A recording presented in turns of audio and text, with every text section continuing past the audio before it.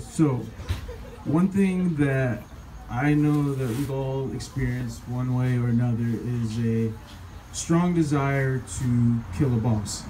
And so tonight I'm going to tell you guys about the time that I almost killed my boss because I was this close. It's a Monday and I'm working on a project. I'm supposed to be building a tower that was assigned by my boss. And I'm about 85% done with this tower. It's looking good. I feel really great about it. And my boss walks in and he looks at the tower for about 5 seconds and then crushes it and knocks it over and tells me it wasn't good enough and to do it again. And in that moment, I had two options. Number one, I could have slapped the piss out of him. I had a lot of height on him. It would have been a nice slap. I would have felt good about myself, but I would have lost my job. And the second option would be to suck it up and just do it again. And I'm here tonight to tell you guys that that's what I ended up doing because, to be honest with you, I'm broke. So I did the tower again, and I was sad. There's nothing worse than working hard on something and watching it get crushed in front of you. I mean, wow, Esmond, I really like this idea, but this isn't what we're looking for. How about I help you do it again? Would be nice. But then again, I don't even think those words are in my boss's dictionary. It's like I actually legitimately work for a temperamental preschooler.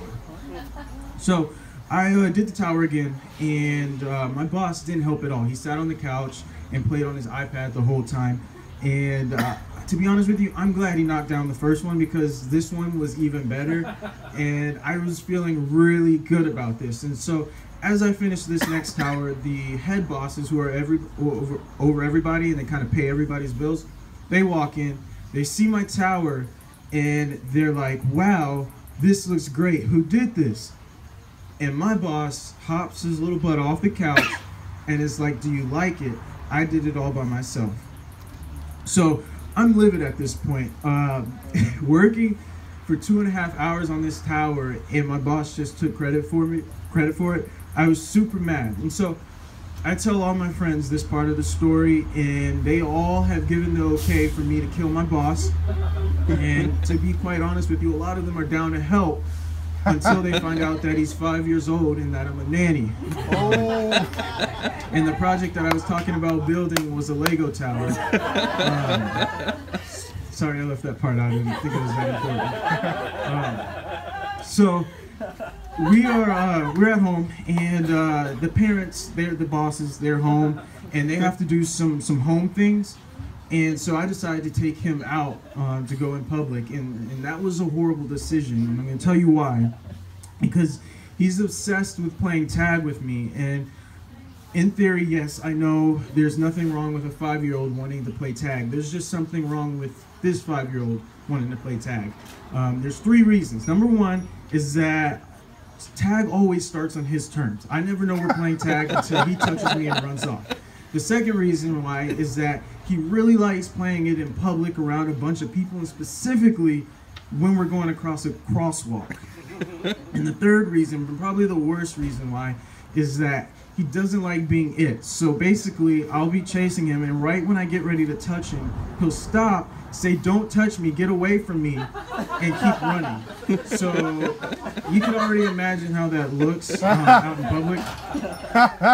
So we played tag, and then we came home, and it was about 6 o'clock. The parents were gone at that time, and so we're on to the next activity. Now, before I tell you what we did next, I need to tell you guys that this boy does not know that I'm black. He has no idea. Everything and everyone is one color to him, and that's a really good thing, but it's also a bad thing. And I'm going to tell you why it's a bad thing.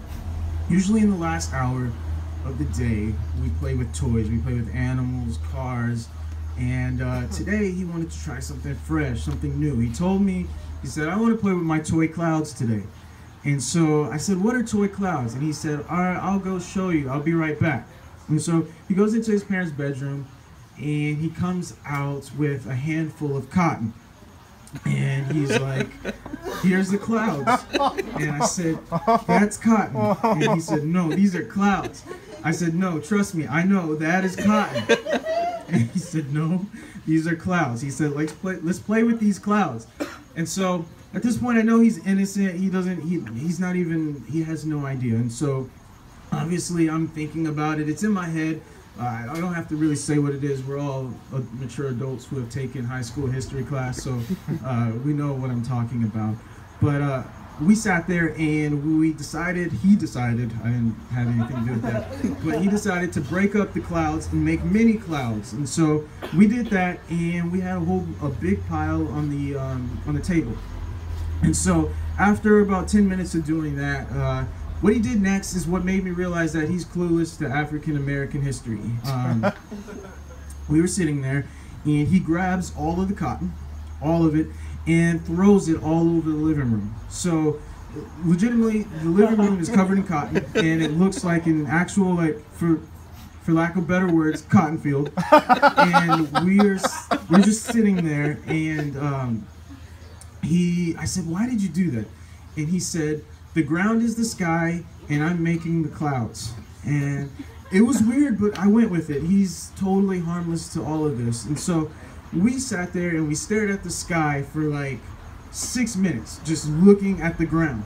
And then after that, he looks at me and he says, okay, you pick it up. I'm gonna go get some more. And I looked at him and I said, no, I'm good. And he said, wait, why won't you pick it up? And I said, I can't pick that up. He said, why? I said, listen, you're going to go to school one day, and you're going to go to class, and you're going to learn why you shouldn't be asking me to do this. And you're going to call me on your cell phone and apologize for this. And he said, no, you pick it up. I'm going to go get some more. And he walks away and goes into the back. So I'm standing there looking at all this cotton all over the living room, and I decided to text his mom. So I texted his mom, and I started off the text with ha ha ha ha ha. I wanted to let her know that everything's okay. So I said, ha ha ha ha. Hey, your son just threw cotton all over the living room, but don't worry, I'll pick it up. I'm not going to pick it up. I was just hoping that she was going to be a decent human being and say, no, don't worry about that. I'll get it when I get home. She texted back and said, oh my gosh, that's so funny. You guys have fun. So the mom doesn't know anything about African American history either. So I'm standing there, the cotton's in the living room, and he walks back in from the bathroom, and he's like, why aren't you picking it up? And I said, look, bro, I'm not gonna pick this up for you. I'm sorry.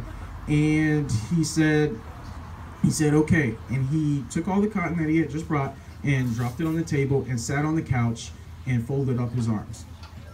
And so at this point, one would think that it's over. We've both agreed to not do this, and it's not. I asked him, I said, hey man, are we still good? Are we still friends? And he didn't say anything at all. And so if I've learned anything, it's that when he doesn't say anything, that means he's accepted that I'm not gonna do it, but he's gonna tell his parents when they get home.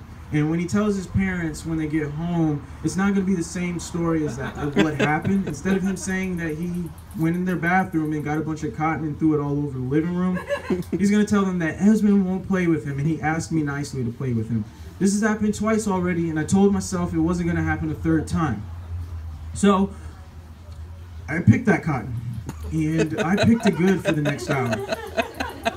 For one reason. I'm going to be honest with you guys, I'm broke. Thank you.